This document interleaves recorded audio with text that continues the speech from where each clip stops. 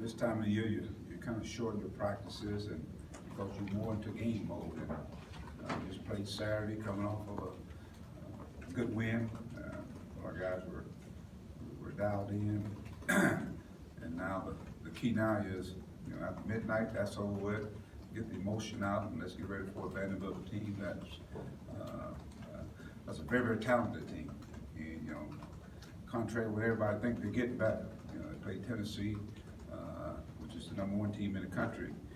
Had them beat. I think they were up 6 with like a minute to go, and so we know they're a very talented team.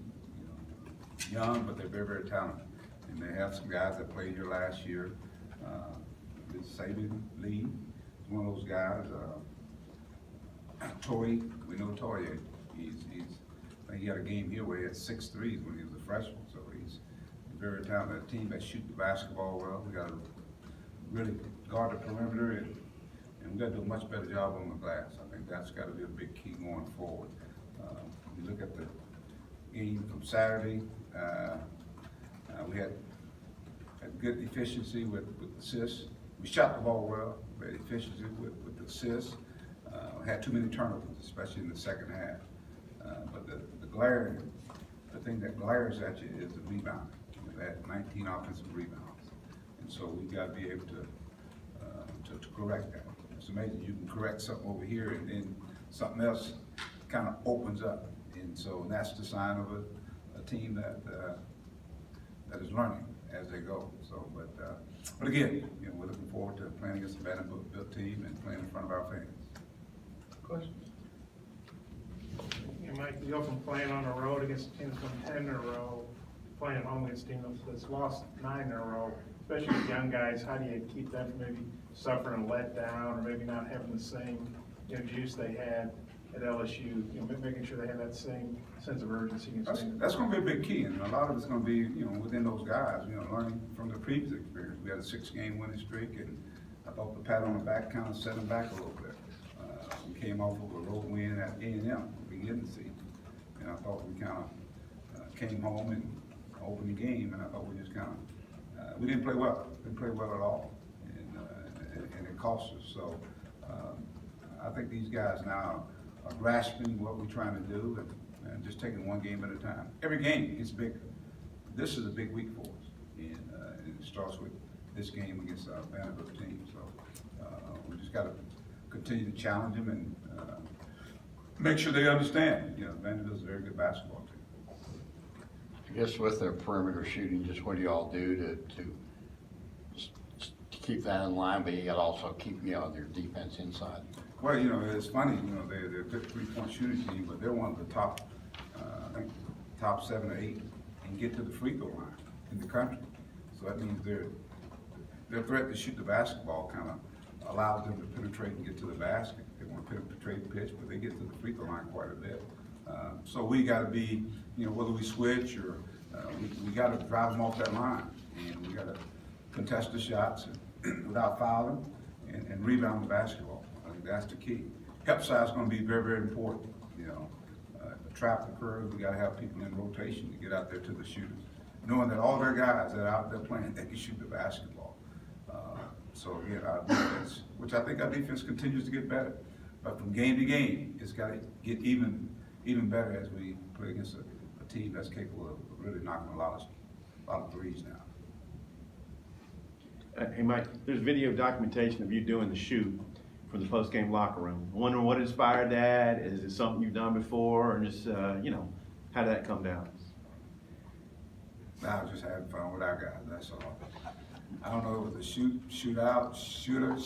I don't know what it was, but I know I got critiqued by my granddaughter. What'd she say? She said, "Poppy, we're working on that this week." It was just, it's one of those instinctive things. Our guys were excited. They doused me with water, and so I just, let's have a little fun. Mike, I don't remember you ever coming into a post game after being doused. Was that a first, or that happened to you before? Or? I don't recall. It could happen at Missouri, but I don't recall that. That's, I guess they've been waiting to do that. I don't know. It's different for me, to put it that way. You know, I'm so into the moment. And, you know, and after that game, my mind's already on the Vanderbilt game. That's what my mind on. But with this team here, I think they poured their heart and guts out in that game. And so I want it to be a fun day for them. And, you know, Gabe had 6 assists, I guess you guys added one from the. Yeah. In fact, we ended up having 20 assists as a team. Yeah. So What do you think of Gabe having 6 assists? Because you don't see forwards to do that a lot. he's capable of doing that. And Gabe in practice, he does it in practice each and every day. And when you got guys that are shooting the basketball like that, and you got Daniel, where you can hollow or get it to him, and he can finish it off. You know, that puts your guy like he's almost like a point forward. I mean, he distributed the basketball and just making good decisions. I think that's the biggest key. And not trying to go get the game. I thought he did a good job of facilitating in that particular game, and because people are backing up off of him, they're not guarding. So now, to me, he's been a threat doing other things now, whether it be screening, getting guys open, or getting the ball to the right person at the right time. That was big. Gabe was big. He took 3 charges in that game.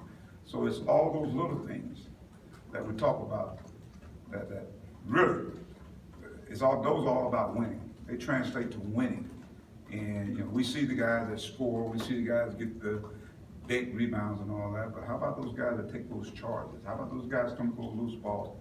How about the guy that deflect the pass? And not only that, now we're talking about a guy now that's stripping the basketball. His key is that, you know, stay out of foul trouble and just go out and continue to give us efficient minutes. You talked about those rebounds, but the offensive rebounds the last 2 games, you guys have given up more than 20 in the last 2. How do you get it across to the guys that they? Well, I think, you know, accountability is going to be it. You know, guys that do it are going to be on the floor. I think that's the big key right now. Again, we were fixing something over here, and now all of a sudden now, because it wasn't an issue. And obviously we played some of the bigger teams. I mean, those athletic teams. And you also remember in Georgia, we blocked 14 shots. So some of those were blocked, they got it, and, you know, they missed a bunch of shots. They shot 29%. There's going to be a lot of rebounds. But I think it can be an issue. It can come back to haunt you. And even in the LSU game, you know, you give up that many offensive rebounds. And we're in position, you got to put bodies on people. You can't just out jump them, you got to put bodies on people. So just accountability, and we're getting ready to watch some film right now and just see what the breakdown went. You know, it's one thing to play good defense. We're playing pretty good defense. But the ending part of defense is rebounding the basketball. That means your guards got to rebound. They can't come out of the game with 1 rebound, and that's what took place. Our guards have really got to get better on the boards. Mike, I know you said on the SEC call, you thought Desi was going to be okay. Did he practice yesterday? And Yeah, we shot up. We did already shoot. You feel good? He'll be ready to play. Yeah. I got a feeling he'll be ready to play. We're going to need everybody, all hands on deck, especially going on the stretch here. You know, you're playing so many games, and it's hard to play the amount of minutes some of those guys are playing. Some of them played 32, 34.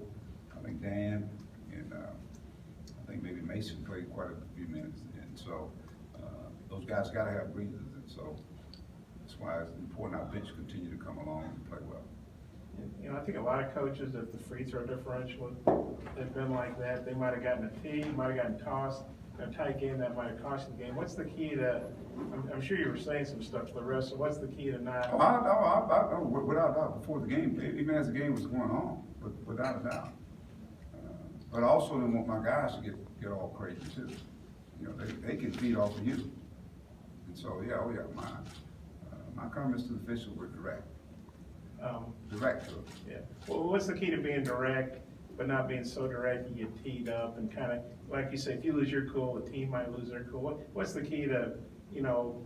I voiced my opinion. Yeah. Trust me, they know what time was. So that's the bottom line right there. You know. Well, what's the key to voicing the opinion, but not doing it to the extent you get teed up or tossed? You can't hear everything, Bob. Okay? You can't hear everything. Anything else for Coach? I appreciate it.